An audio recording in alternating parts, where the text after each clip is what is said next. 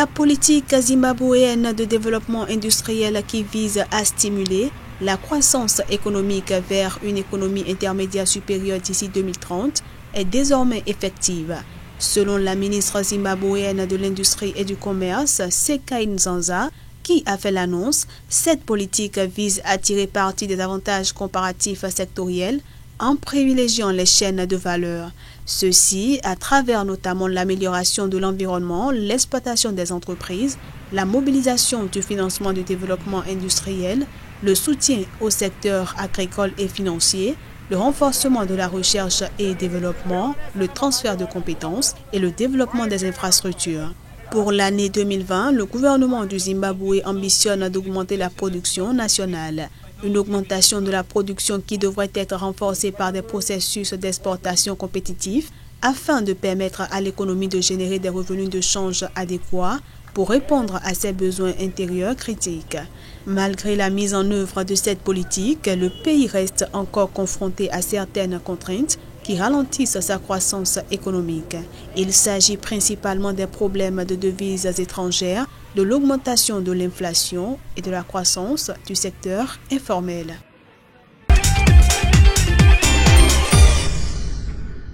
La Banque mondiale va investir 7,5 milliards de dollars dans les pays du Sahel entre 2020 et 2023.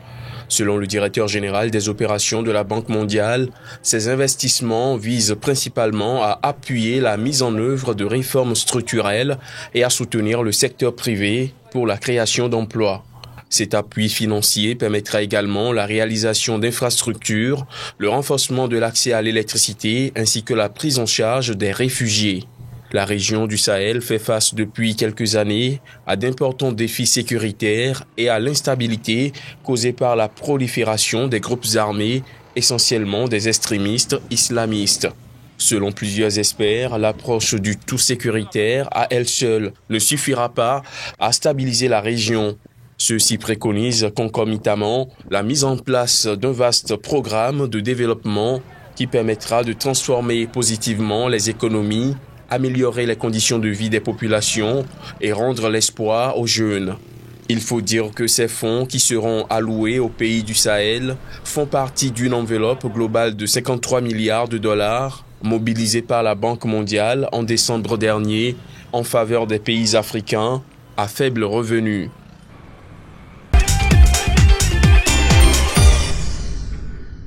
Le gouvernement malgache va mobiliser 17,4 milliards de dollars environ de ses ressources propres sur les 4 prochaines années.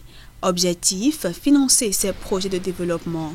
D'après le ministre malgache de l'économie et des finances, le même montant sera recherché auprès des partenaires au développement, mais aussi les investisseurs privés. Ces fonds permettront à l'État de financer notamment l'amélioration des industries électriques, minières et touristiques du pays. Depuis plusieurs années, l'économie malgache affectée par les nombreuses crises politiques qu'a connues le pays reste caractérisée par un fort taux de pauvreté. Andry Rajoelina, élu à la tête de l'État depuis janvier 2019, avait axé sa campagne sur le rattrapage du retard économique du pays tout en annonçant vouloir développer des projets sociaux et infrastructurels grâce à l'aide des bailleurs de fonds internationaux. Les autorités malgaches n'excluent pas de recourir aux marchés internationaux de la dette pour accélérer le plan Émergence Madagascar élaboré par le gouvernement. Pour augmenter la capacité de mobilisation financière du pays, les autorités estiment qu'il faudra relever le plafond de la dette actuellement fixé à 900 millions de dollars pour fixer une nouvelle limite de plus de 2 milliards de dollars.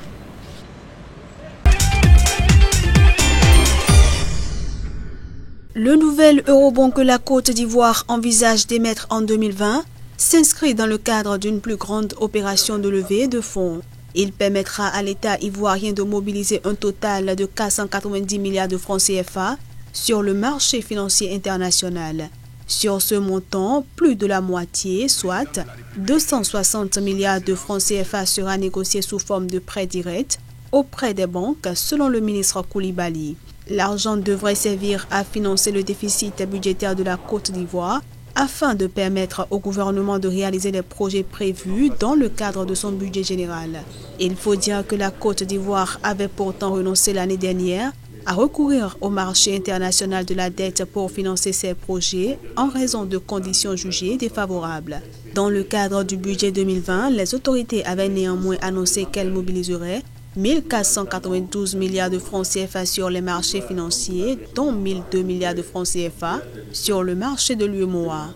Pour l'instant, les autorités ivoiriennes n'ont pas encore donné de détails en ce qui concerne la date de lancement de la nouvelle opération financière.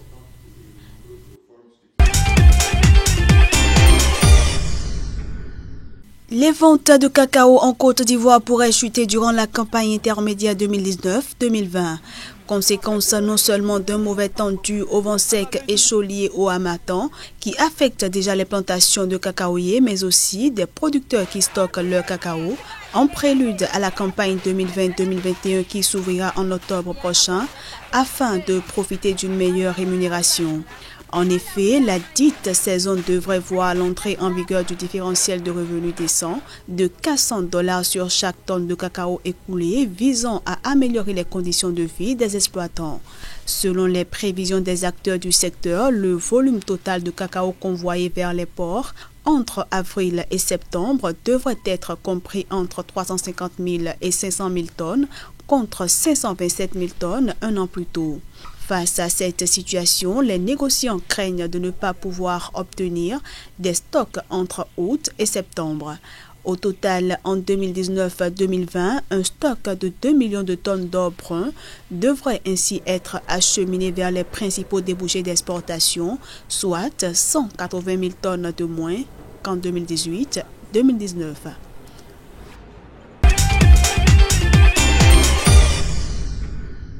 La zone CEMAC, Communauté économique et monétaire de l'Afrique centrale, entend franchir un nouveau cap dans le commerce entre ses 6 États membres en faisant la promotion du commerce des produits industriels fabriqués localement. La sous-région ambitionne de porter le niveau du commerce intra-État de 3,5% actuellement à 10% en 2021. Afin de relever ce défi, le comité régional d'origine de la CEMAC s'est réuni la semaine dernière à Douala au Cameroun en vue de l'obtention des agréments aux tarifs préférentiels généralisés pour les produits industriels originaires des pays de la zone. Pendant 4 jours, il a étudié 285 produits industriels d'origine CEMAC à exempter des droits de douane dans la sous-région. Ces produits s'ajouteront à 322 autres produits déjà sélectionnés depuis 2009. Le but est d'atteindre 1000 produits fin 2020 pour constituer un échantillon de poids pour les échanges dans la sous-région. Pour la CEMAC, il faut désormais changer de paradigme, inciter les opérateurs économiques, avec l'appui du système bancaire de la sous-région, à investir dans l'espace communautaire grâce aux opportunités et matières premières qu'offrent ces 6 pays. Nous avions un gros problème en Afrique centrale, c'est le déficit intracommunautaire. Les échanges en Afrique centrale sont de 3,5%, ce qui n'est rien. Or, les chefs d'État ont mis des process en route pour qu'on puisse dynamiser le commerce interafricain.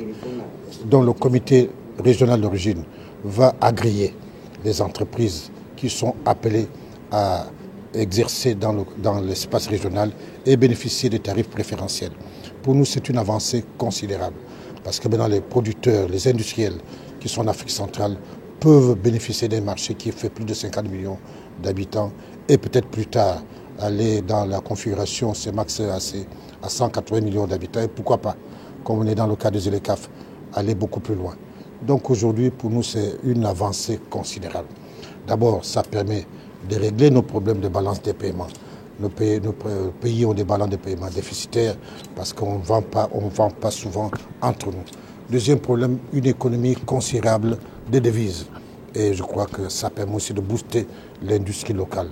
Donc, même créer des emplois, puisque les industriels ayant un marché vont créer des emplois pour nos pays. Donc, aujourd'hui, c'est une étape considérable. L'appel est donc lancé aux opérateurs économiques qui ne doivent plus se contenter des petits marchés locaux, mais du vaste marché régional qui regroupe 54 millions de consommateurs.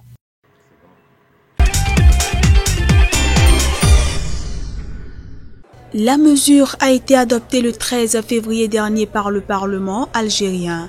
Elle initie de nouvelles mesures d'exonération fiscale en faveur des travailleurs à faible revenu et devrait permettre d'exempter de l'impôt sur le revenu les travailleurs gagnant moins de 30 000 dinars par mois. Cette nouvelle disposition s'inscrit dans le cadre d'un plan d'action du gouvernement résolument tourné vers le lancement de programmes économiques et sociaux afin de répondre aux attentes de la jeunesse algérienne. Il s'agit de l'une des premières mesures proposées par le nouveau gouvernement depuis l'arrivée au pouvoir du président Abdelmadjid Tebboune au mois de décembre dernier. Contesté par le Irak, le mouvement populaire qui avait poussé à la démission le président Abdelaziz Bouteflika, le nouveau régime a annoncé plusieurs programmes de développement dans le secteur énergétique pour contrer les efforts de la chute des cours du pétrole sur l'économie du pays. De plus, le nouveau chef d'État a annoncé vouloir faire de la lutte contre la corruption une revendication majeure du mouvement de contestation, l'un de ses principaux chevaux de bataille au cours de son mandat.